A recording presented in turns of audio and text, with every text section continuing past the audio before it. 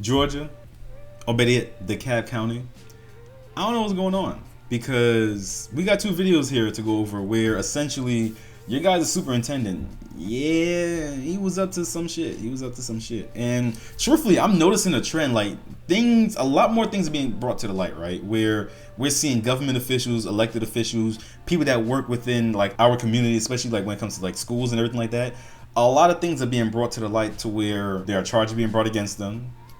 People are using money in very funky ways. I just did a few videos talking about what's going on in Baltimore and everything like that. And I'm all for it because you can't be out here in the community, effing up the community, and then using people's money. Like that's a big no-no for me. You can't be doing that. So we're gonna jump into these two videos and then we're gonna mine them out because this is very interesting. That breaking news here live at 5. The leader of DeKalb County Schools has just been put on leave after a federal indictment more than 700 miles away. Superintendent Dr. Devon Horton is facing multiple charges in Illinois. The placement of Dr. Devon Q. Horton on administrative leave with pay. Is there a motion to approve, please? In the last 10 minutes, the DeKalb County School Board just held an emergency meeting behind closed doors. After the meeting, they came out and announced that Dr. Horton was on leave with pay. The indictment involves contracts awarded and kickbacks that Horton allegedly received. Atlanta News First reporter Bridget Spencer is live at 5 from the DeKalb County Board of Education. So, Bridget, you just got your hands on that indictment. Yeah, I was reading through those pages. It is a long indictment with 17 counts, and it doesn't just list Dr. Devon Horton in these allegations. It also lists 3 other people that they say were his friends, and they also owned their own businesses.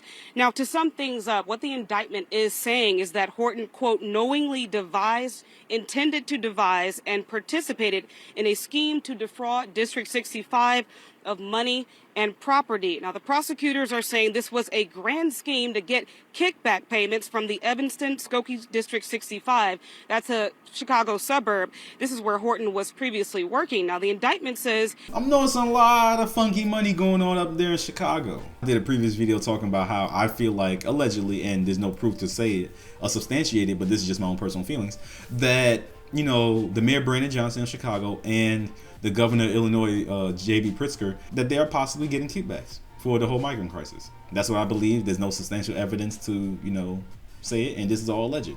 That's just what I feel. Horton, alongside Samuel Ross, Antonio Ross, and Alfonso Lewis, were falsifying information in order to get professional service contracts with that school district. And allegedly, with those contracts, Horton would get a cut of the money out of those contracts. So this is certainly something that we are digging further into. Also, when I was reading those allegations, tax evasion, I should say, was also included. They're saying Dr. Horton underreported his income. He did not report those kickback payments. This is just the latest in a string of controversies with the DeKalb County superintendents here in Stone Mountain. Of course, we're going to continue to follow this story, bring you more updates as we learn more. For now, we're live in Stone Mountain. Bridget Spencer, Atlanta News First. We're going to jump into this next video, but before then, I don't know what's going on. Like, first of all, you're on the IRS list for, you know, tax evasion. I've said it before and I'll say it again. The IRS is, you don't want to fuck with them. They're the biggest gang, mafia group, whatever you want to call them out there. And let me tell you something, when you owe them money, they're going to get their money. 2 things are guaranteed in life: death and taxes. You don't want to mess with them. But yeah, I don't even know what to say. Like, I've been doing a lot of videos lately about people getting caught up with kickbacks, people getting caught up, you know, spending money that's not theirs, taxpayer money. And it's scary. It's scary because for me, I think we should be auditing all these people that we put into place, all these people that are elected officials, if you work in some form of government or something that deals with, you know, getting taxpayer money, we should be auditing you. We should be looking into your past and making sure that you're squeaky clean because you're dealing with the money of the people. Better yet, you're dealing with children in this case. We should definitely be going over your past with a lot of scrutiny, in my personal opinion. Children attend DeKalb County schools held nothing back when asked about the current state of the district after this indictment. Atlanta News First Alani Latang continues our team coverage now live from one of the schools where you spoke with parents who called the indictment nothing out of the ordinary. Blair, the words they used were disappointed but not surprised. That's because parents told me that even before Dr. Horton was hired, they heard of possible litigation at his previous employment in that Chicago suburb. But they were optimistic for him to start. But when he did start for that 2 years, they say they were not happy with his performance. Honestly, there's so much going on in the district right now that this is just one of the things that is news today. The DeKalb County School District is in the spotlight, parents say, yet again, this time for their now indicted Superintendent Dr. Devon Horton. He's facing federal fraud charges. It's disappointing to know that you can hold those types of positions and be in a position to serve, and instead potentially looking for a way to serve yourself. Court documents show Horton's charges stem from his time as a school superintendent in a Chicago suburb. Parents say they had a hint of this information before Horton started in 2023.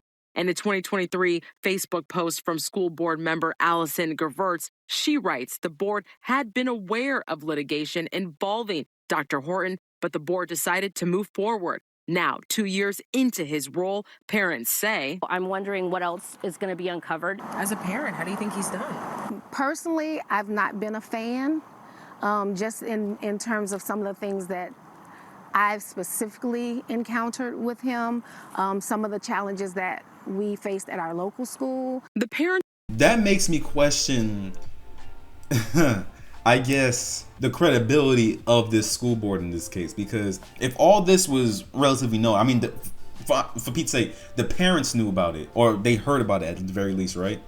That's telling me that one of two things are going on. Either they're negligent and they just don't give a damn and they're just trying to hurry and get someone in position because they're struggling, which is sad. Or two, there's a whole lot of other shit going on that for them, they're like, you know what? He fit right in. That's crazy. There's a lot of weird shit going on when it comes to the money and how it's being spent in a lot of areas, a lot of cities. And I'm going to say it, right? I'm going to address the elephant in the room. I don't particularly look for these. It just comes across my timeline, my feed, whatever you want to call it. And I'm noticing a trend of black people being in predominantly black areas stealing from their own.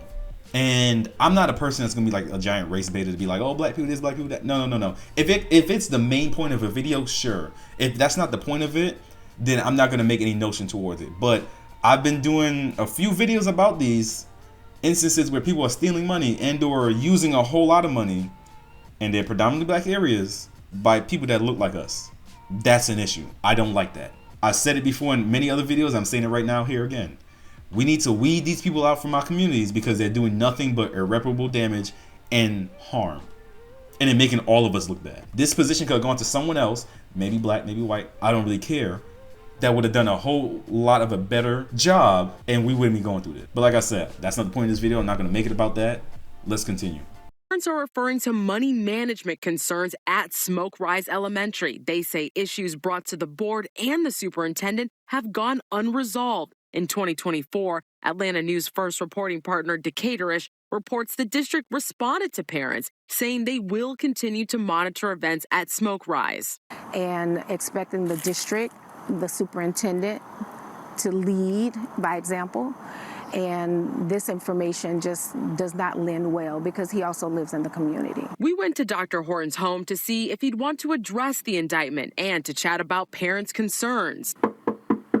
But no one answered. In a letter, Dr. Horton's attorney says, in part, Dr. Horton has served the DeKalb County School District honorably and with the highest integrity over the past few years as superintendent. He is eager to address his case in court.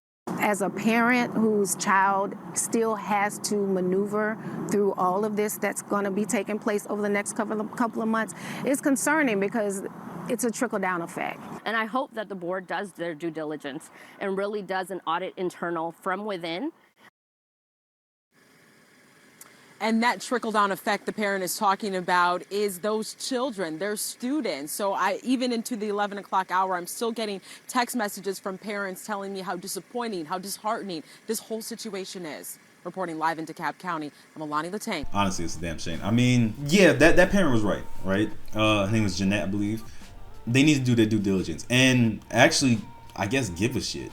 because if this is all known, or there was allegations against him, litigation, whatever you want to call it, and they still decide to hire him, what confidence does that give me that you're going to do what's right when it comes to hiring teachers? You know what I'm saying? You know, like that's terrifying. That's scary. Now, it seems like you'll just let certain things pass because of whatever reason you could come up with.